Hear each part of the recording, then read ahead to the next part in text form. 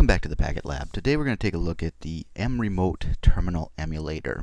So the most obvious first question is, what exactly is mRemote? And I'll rattle off some stuff that they've got listed out at their website. mRemote is a multi-protocol remote connections manager. As of version 1.00, it supports a bunch of protocols. We're just going to be concerned with Telnet and SSH, and I'm just going to use Telnet today in this example. Here's the main point here. The main goal is to minimize window clutter and to provide an easy GUI for managing all your remote connections. Okay, mRemote is basically an open source wrapper built around PuTTY, and there's probably quite a few of you out there that have used PuTTY as a terminal emulator. It is very popular, and the biggest advantage that you gain from nRoute is that you now have a free terminal emulator with tabs on Windows, specifically XP and Vista. So this allows you to use one of the best features of SecureCRT without forking out $100 for a SecureCRT license. So if you've watched any of the Packet Lab videos, you probably noticed that the terminal emulator that I use most often is SecureCRT. The reason I use that is specifically for the tab feature. So much like a tab browser, I can have a single instance of SecureCRT opened, but have multiple connections to different devices and have those collected in tabs. So I don't have to have multiple windows open to connect to multiple devices. And SecureCRT is an awesome application, and I highly recommend it. The one downside is that you do require a license for SecureCRT, and currently that license runs about $100. My employer pays for that license, so that's why I'm using it. If you've got a C-note hanging around that you can use on a terminal emulator, then God bless you. But while I love me some tabs, I don't know that I would fork out $100 just for that user experience, especially when I can just jump into Ubuntu and get the same experience. And speaking of Ubuntu, if you're running a Linux distribution, then you probably have no need for this type of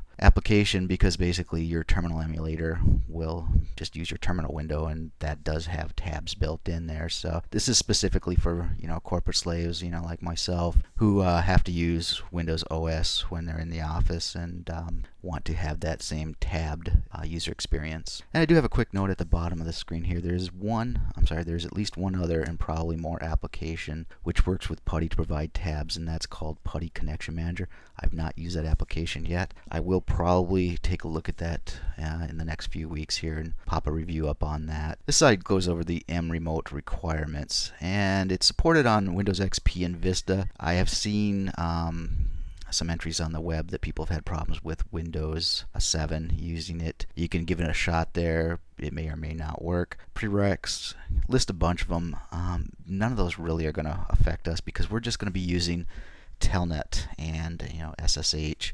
So if you're going to be doing a whole bunch of stuff, and this product does do a lot of stuff really cool. You can do RDP and some other stuff. Basically, you need PuTTY, but PuTTY is included in the installation, so it's not a big problem. It's got an attention down here. It says mRoute was only tested under 32-bit environments, so 64-bit systems are unsupported. Basically, it says they haven't tested it. It may or may not run on a 64-bit system. So this gives you a look at what mRemote looks like when it's up and running, and we'll just go to the next slide real quick here because we're going to see this in action after we install it. This is a more detailed screenshot that is available on the website and in the mRemote help, and this shows you where everything's at. The cool part is you can't really see it here, that you actually have panels and tabs, which is pretty cool because you can have a panel up here that says whatever, Atlanta, and then you can have multiple tabs for the connections here. So you might have R1, R2, switch 1, switch 2 for Atlanta, then say that you want San Francisco. So you can create a panel and then open up multiple tabs under that. So that's one of the very cool features of this application. So let's go out to the mRemote website, and I'll put the URL for this in the lesson notes. And we're going to get out here, and what we want to do is go to downloads. And then from downloads, I'm assuming that we're all speaking English here. If Sie sprechen Deutsch, then there's a download for you as well. Go ahead and click download, obviously.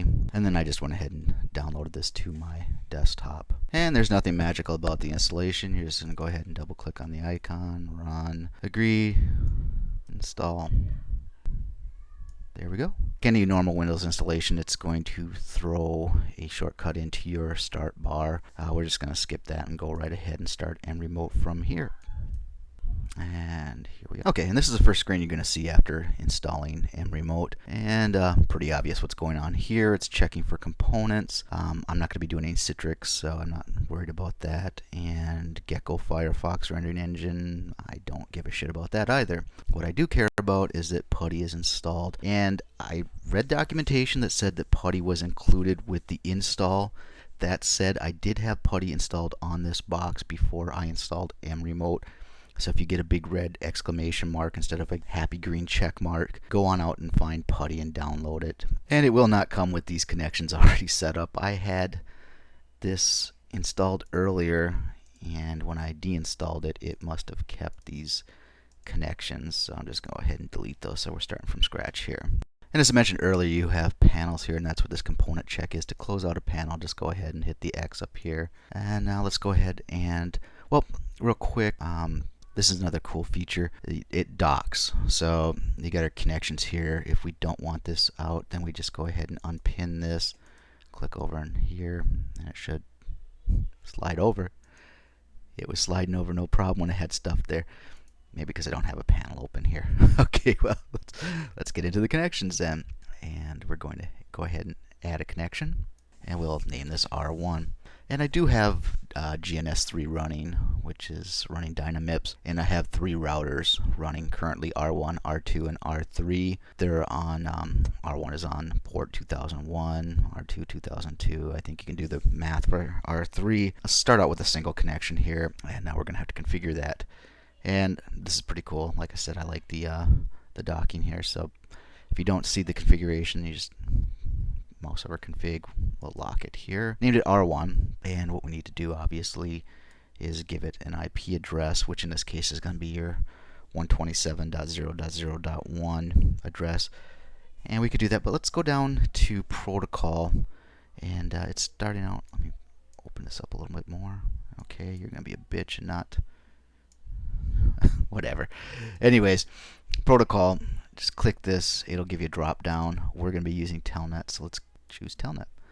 And you see here that it minimizes the number of options so that we just have common Telnet options. And I'm going to change the port from 2000, or I'm sorry, from 23 to 2001. And we should be good to go. This is the panel it's going to display in. This is the icon, so if you want to get fancy, you can give this guy a router icon. Name, description, this is router 1. But let's not forget to give it an IP address. And we should be good to go.